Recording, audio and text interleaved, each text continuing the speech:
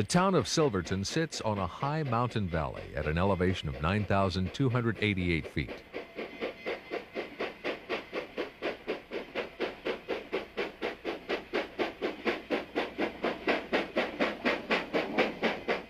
The track was extended from the Silverton Depot into town in 1963, so that passengers would not have to walk into town.